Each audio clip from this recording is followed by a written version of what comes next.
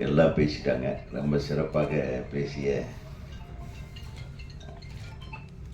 அண்ணன் ராஜன் அவர்களுக்கும் என் அன்பு சகோதரர் இயக்குனர் பேரரசு அவர்களுக்கும் இந்த படத்தின் தயாரிப்பாளரும் இயக்குனருமான கதிர்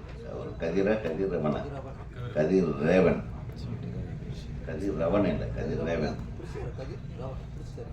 அப்படியா, ஏதோ ஜோசியம் பார்த்து வச்சிங்களோ? சரி, கதிர் ரேவன் அவர்களுக்கும் அவருடைய துணைவியார் கௌசல்யா அவர்களுக்கும் ரொம்ப சிறப்பாக பேசுனீங்கம்மா, ரொம்ப சந்தோஷம். மற்றும் தம்பி இயக்குனர் அவர்களுக்கும், நம்ம எக்ஸிக்யூட்டிவ் தயாரிப்பாளர் அவர் தம்பி பேர் எனக்கு கத்தி படத்தோட இல்லையா, கத்தி தானே தம்பி, நல்லா பேசுனீங்க, ரொம்ப சுருக்கம் பேசினேன். அண்ணன் தயாரிப்பாளர் நல்லா பேசினாங்க. நான் கொஞ்சம் லேட்டாக வந்தேன். வரும்போது ட்ரெய்லர் ஓடிட்டு இருந்தது, ஒரு பாட்டு கேட்டேன், ரொம்ப நல்லா இருந்தது, மிக சிறப்பாக இருந்தது அந்த பாட்டும். அதில் நடித்திருந்த கதாநாயகன், அது இன்னொரு கதாநாயகன், 2 கதாநாயகிகள். அதில் எந்த கதாநாயகன் விட்டு கொடுத்தா, எந்த கதாநாயகன் விட்டு கொடுத்தும் கெட்டு போகலை, எந்த கதாநாயகன் விட்டு கொடுக்காம இருந்தான் அப்படின்றது இந்த கதையில் பார்த்தா தான் தெரியும், முழு படம் பார்த்தா தான் தெரியும். சிறப்பாக இருந்தது, மேக்கிங் ஸ்டைல் நல்லா இருந்தது. First of all I congratulate you. எதுக்குன்னா, எனக்கு யாருன்னே தெரியாது, இவர் ஏதோ நம்ம தமிழ்நாட்டுக்காரில் தான் படம் எடுத்துருக்கிறாருன்னு தான் நினச்சேன். நான் மலேசியாவில் இந்த அளவுக்கு ஒரு திறமையான ஒரு இயக்கத்தை நான் முதலாக பார்க்கிறேன். மலேசியா திரைப்படம் இது கை தட்டலாம், எல்லாம் தூங்கி வழியாதீங்க. என்னப்பா ப்ரெஸ் தூங்குறாரு எந்திரி கண்மணி, நீ தான் கொஞ்சம் நேரம் உட்காரு, நான் பேசுகிறேன்ல.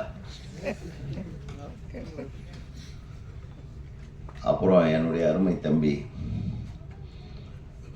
முன்னாள் ரோபோ சங்கரை இந்நாள் பீப்பாய் சங்கராக மாறிவிட்ட என் அன்பு தம்பி அவர்கள். என்ன தம்பி, திருப்பியும் ரோபோ சங்கராக மாற வாழ்த்துக்கள். அவரும் சிறப்பாக அழகாக சிறுசாக பேசினாலும் அதில் ஒரு பெருசாக ஒரு விஷயத்தை வச்சு பேசினார், ரொம்ப நல்லா இருந்தது. படத்தில் 2 ஹீரோயினு. அந்த காதல் பிரிவாற்றாமை பாட்டு ரொம்ப நல்லா எழுதியிருந்தாங்க சகோதரி. அந்த என்ன முதல் வரி நினைவேவா, கனவு அது ரொம்ப நல்லா இருந்தது. இந்த டியூன் இஸ் பியூட்டிஃபுல் ரியலி. என்னுடைய முதல் வாழ்த்து இந்த இசையமைப்பாளருக்கும் பாடலாசிரியருக்கும் சொல்கிறேன். 2வது இயக்கம் சிறப்பாக இருந்தது. பார்த்த உடனே ஒரு புதுசாக ஒரு இயக்குனரெல்லாம் பண்ண மாதிரி தெரியல. அப்புறம் உங்கள் துணைவியார்கிட்ட கேட்கும்போது அவங்க சொன்னாங்க, ஏற்கனவே அவங்க முதல் படத்தில் நான் பாட்டு எழுதினேன், அந்த படம் முடியும் போது நாங்கள் கல்யாணம் பண்ணிட்டோம் அப்படின்னாங்க. ஸோ அவங்க பாட்டு எழுதியே உங்களை கரெக்ட் பண்ணியிருக்காங்க. ஸோ அவங்க கவிதைக்கு அடிமையாகிட்டீங்க. கரெக்டா? இவர் டியூனுக்கு ஏதோ டியூனுக்கு நீங்களா டியூனு, அந்த டியூனுக்கு சரி, உங்கள் டியூனுக்கு அவங்க டியூன் ஆகிட்டாங்க. ஆக முதல் படத்தோட முடிவிலேயே இவங்க காதல் பிறந்திருக்கிறது. 2வது படம் தொடங்கும் போது இதானே, 2வது படம் துவங்கும் போது ஒரு நல்ல சென்டிமெண்ட்டை சொன்னார். எனக்கு அது ரொம்ப டச் பண்ணிச்சு ரியலி. பிகாஸ் எல்லாருடைய வாழ்க்கையிலும் அந்த குலத்தையும் எம்மனைவியும் எஜமான் என்ற ஒரு கதையும், அதை தொடர்ந்து பொன்னுமணி என்ற கதையும் திரைக்கதையும் அவரே எழுதியிருக்கிறார். அதுக்கு அவார்டே வாங்கிட்டாங்க. நமக்கு எதுவும் அவார்டு கிடைக்கல. அதனால் நிச்சயமாக இந்த படத்தின் மூலம் உங்கள் மனைவியாருக்கு துணைவியாருக்கு ஒரு அவார்டு நிச்சயம் உண்டு என்பதை நான் இங்கே தெரிவித்துக் கொள்கிறேன். ஆமாம், இது என்னன்னா, உங்களுடைய ஒருவரை ஒருவர் புரிந்து கொண்ட அந்த அன்பு இருக்கு பாருங்க, அதுக்கு நிச்சயமாக இந்த படம் வெற்றி ஒரு சான்றாக இருக்கும். ஏன்னா அதுதான் சான்றாக இருக்கணும்ன்றது என்னுடைய கணிப்பு. ஏன்னா இந்த படம் பார்க்கும்போது ஒரு புது இயக்குனர் எடுத்த மாதிரி இல்லை, ஒரு நிறைவான மேக்கிங் ஸ்டைல் இருந்தது. அதுக்காக தான் நான் சொல்கிறேன். மற்றும் முழு படமும் பார்க்காம என்னால் எந்த கருத்தையும் சொல்ல முடியாது. இருந்தாலும் இந்த கண்ணெல்லாம் நீராவையே சுமந்து கொண்டிருக்கிறது, அதான் உங்கள் கதை. அந்த நீரா உங்களை சுமந்தாளா என்றது எனக்கு தெரியாது. அந்த நீராவை எதற்காக விட்டு கொடுத்தீர்கள் என்றும் தெரியாது. ஆனால் அண்ணன் சொன்ன மாதிரி, நம்ம தம்பி சொன்ன மாதிரி, உங்கள் துணைவிக்காக நீங்கள் விட்டு கொடுத்தது, உங்களுக்காக உங்கள் துணைவி விட்டு கொடுத்தது, அந்த 2 இருக்கு பாருங்கள். அது நிச்சயமாக ஒரு சக்ஸஸ்ஃபுல்லான எலிமெண்ட்டாக தான் இந்த படத்தில் உங்களுடைய உணர்வுகளும் இதில் கலந்திருக்கும் என்பதை என்னால் புரிந்து கொள்ள முடிகிறது. இது கொஞ்சம் டஃப்பான படமாக தான் இருக்கும், நம்ம சும்மா பார்க்க முடியாது. ஏன்னா இந்த மாதிரி ஒரு டைட்டில் வச்சுருக்காங்கன்னா அதுக்குள்ள ஒரு ஏதோ விஷயம் இருக்கும். பொதுவாகவே எல்லோரும் சொன்னாங்க, அண்ணன் சொன்னார், மலேசியாக்காரங்கன்னா நம்ம சரியாக கவனிக்க மாட்டோம். யார் சொன்னது? இன்றைக்கும் என்னுடைய மலேசியா நண்பர்கள் வர்றதுக்கு ஒரு வாரத்துக்கு முன்னாடியே ஃபோன் பண்ணிவிடுவாங்க. நான் எல்லா ப்ரோக்ராமையும் விட்டுட்டு அவங்கள வரவேற்பேன்.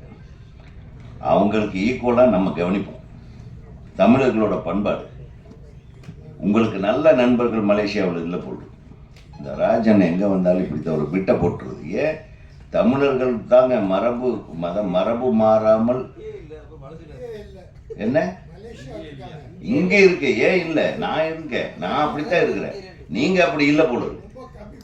அது நீங்கள் அப்படி இல்லைன்னு சொல்லுங்கள்.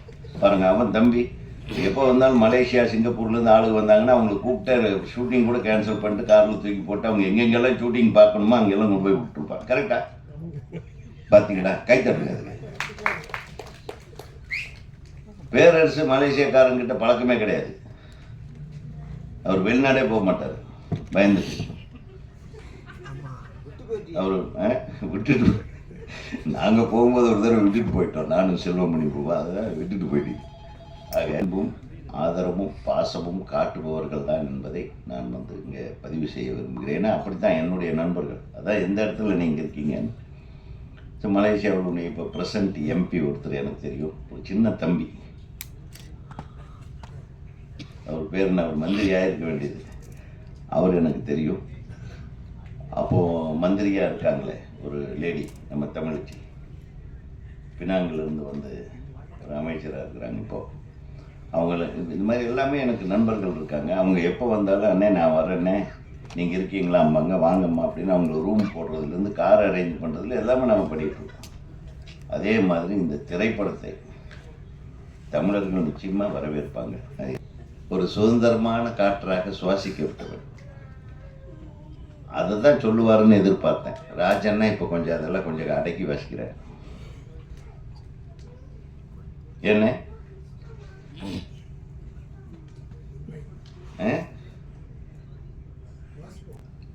அரசியலில் சினிமா இருக்கக்கூடாது, அரசியலில் சினிமா இருக்கக்கூடாதுன்னு என்னுடைய தாழ்மையான கருத்து.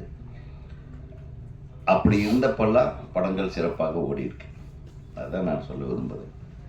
ஆக நீங்கள் எதுக்கும் கவலைப்பட வேண்டாம். நல்ல டிஸ்ட்ரிபியூட்டர் உங்களுக்கு அமைஞ்சிருக்காருன்னு நினைக்கிறேன். தொழில்நுட்ப கலைஞர்கள், நீங்கள் மலேசியாவிலேருந்து வந்திருக்கீங்க. ஆனால் நீங்கள் மலேசியாக்காரர் மாதிரிலாம் இல்லை, நீங்கள் தமிழர்கள். எல்லோரும் சொல்கிறாங்க, நீங்கள் சொல்லும்போது ஒரு வார்த்தை சொன்னீங்க, எனக்கு கொஞ்சம் மனசு கஷ்டமாக இருக்குது. திரைக்கடலோடையும் திரவியம் தேடு, அது உங்கள் அப்பம் பாட்டங்கள் பண்ண காலம்.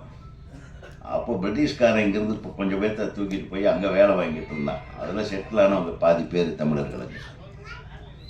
மலேசியாவில் மற்ற இந்தோனேஷியா அந்த மாதிரி தீவுகள் எல்லாத்தையும் கொண்டு போய் வச்சுட்டாங்க. அவங்க வேலைக்காக நம்மளை கொண்டு போய் வச்சாங்க. அப்படியே பாரம்பரியமாக அங்கேயே இருந்து பிறந்து வளர்ந்து அப்படியே குடும்பமாக ரப்பர் தோட்டங்களில் வேலை செஞ்சு அந்த மாதிரி கஷ்டப்பட்ட காலங்கள். நீங்கள் அங்கே அனுப்பப்பட்டவர்கள் தானே தவிர, நீங்கள் தமிழர்கள், நீங்கள் இங்கே வர்றது உங்கள் உரிமை. You can take a POI card இல்லையா? நீங்கள் ஒரு கார்டு வாங்கிக்கலாம், இங்கேயே பேங்க் அக்கௌண்ட் ஓப்பன் பண்ணலாம், இங்கேயே ஆதார் வாங்கலாம். உங்களுக்கு 2 குடியுரிமை கிடைக்கும் வாய்ப்பு இருக்கிறது. அதையெல்லாம் பயன்படுத்தி கொள்ளுங்கள். அனைத்து மலேசிய தமிழர்கள் உங்களுடைய பாரம்பரியத்தை கரெக்டாக ஐடென்டிஃபிகேஷன் இருந்ததுன்னா உங்களுக்கு இன்னொரு குடியுரிமை இந்தியாவில் இருக்கிறது. அதை பயன்படுத்துங்க. யார் சொன்னது உங்கள் வெளிநாட்டுக்கார மலேசியாக்காரன்? நீங்கள் தமிழரையா? எங்களை விட நல்லா அழகாக தமிழ் பேசுகிறீங்க, எங்களை விட அழகாக பாட்டு எழுதுறீங்க. ஆக சிறப்பு வாய்ந்த இந்த விழாவில் ஒரு சிறப்பு நம்ம எல்லாம் சேர்க்க வேண்டிய ஒரு நேரத்தில் நமது அனைத்து பத்திரிகை நண்பர்களும் ஊடக நண்பர்களும் இவங்க 2 பேர்த்தை பற்றி எழுதுங்க, இந்த படத்தை பற்றி எழுதுங்க.